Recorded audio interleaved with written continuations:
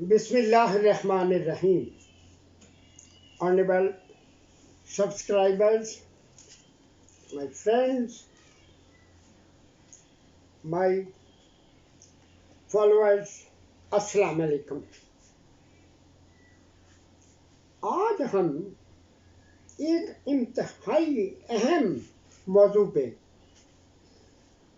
अपनी आरा शेयर करेंगे।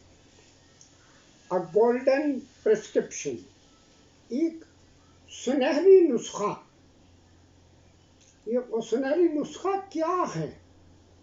आपको याद होगा कुछ अर्सा पहले मैंने मैसेज ऑफ द डे में एक वाक़या कोट किया था, we receive what we give, कि एक शख्स जब बूढ़ा हो जाता है तो उसकी बहू, बच्चे, पोते जो भी कोई थे, जब वो चलने फिरने से माजूर हो जाता है तो उसके साथ क्या सलूक करते हैं।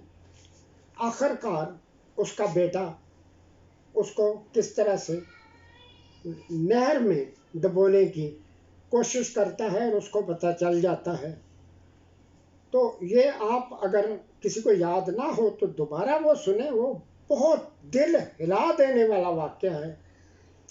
तो अब हम ये फैसलाबाद में मेरे एक मौलवी साहब दोस्त थे, बड़े आलम फाजिल, बाकायदा उन्होंने दरस निज़ामी का कोर्स किया हुआ था, हाफ़िज़ कुरान थे, बड़े काबिल आदमी थे।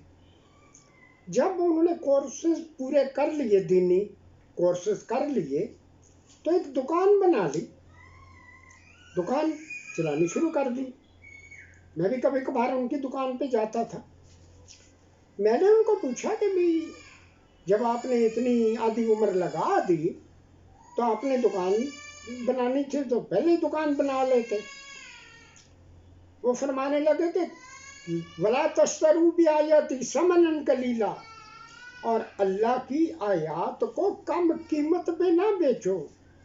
कहते हैं मैंने दीन पढ़ा था, समझ के पढ़ा था, जो भी पढ़ा, तो इसलिए मैंने सोचा कि मैंने जो कुछ भी अल्लाह का दीन पढ़ा है, सीखा है, उलमा से सीखा और अच्छे से अच्छे उलमा से सीखा, इसको ज़रिया माश तो नहीं बनाना।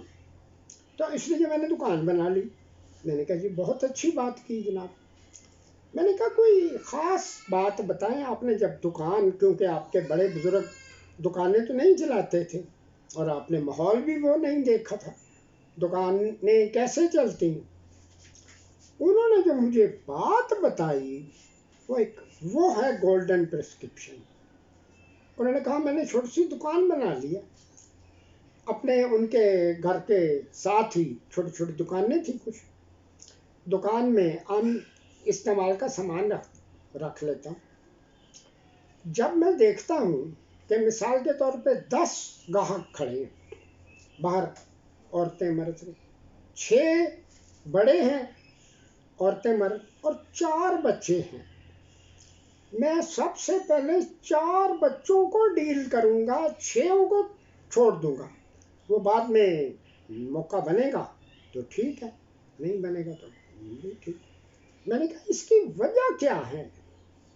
उन्होंने फरमाया वजह ये है कि ये बच्चे हैं ना, आज किसी के पास रुपया होगा, किसी के पास 2 रुपये होंगे, बड़ी पुरानी बात है, क्या लेना होता हो, किसी ने टॉफ़ी ले ली, किसी ने गोली ले ली।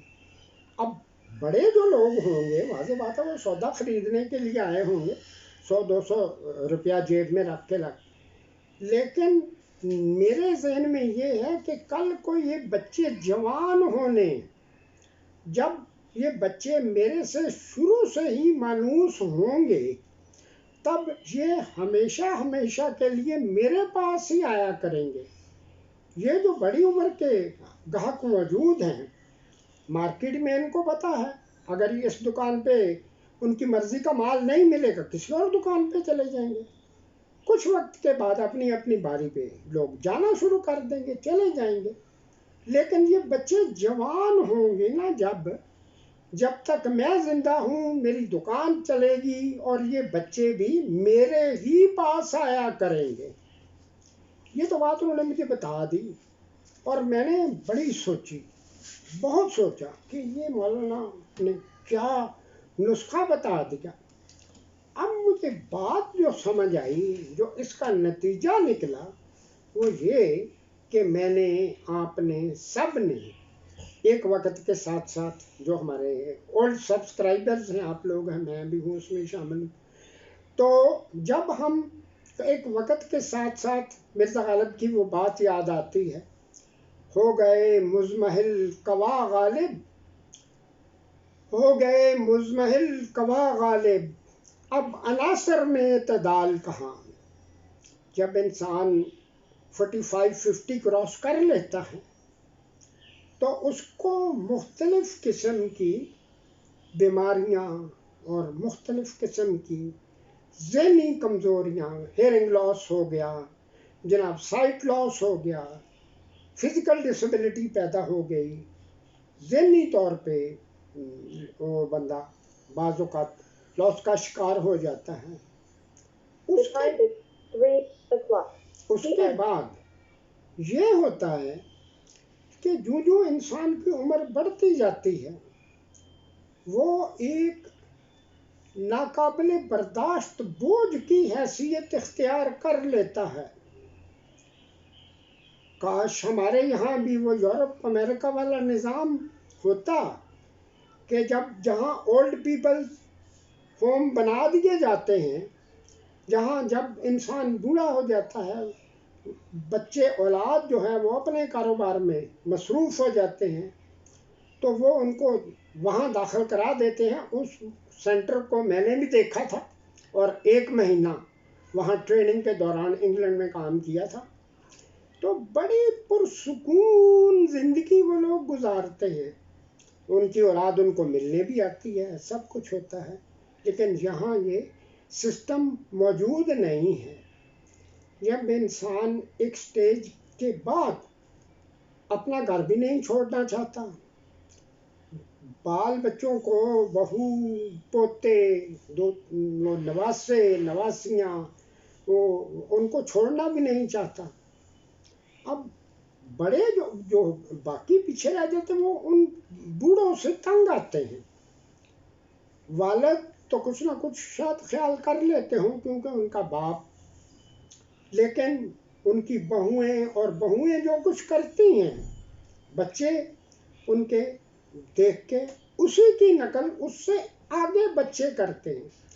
جو ظلم و زیادتیاں، تشدد، جو کچھ میں نے زندگی میں دیکھا نا لوگوں کے ساتھ ہوتے ہوئے وہ دیکھا، تو یہاں تو وہ بیان ہی نہیں نہ کیا جا سکتا ہے۔ اس طرح کا وہ واقعہ ہے، کئی واقعات ہیں، ایک واقعہ بھی نہیں ہے۔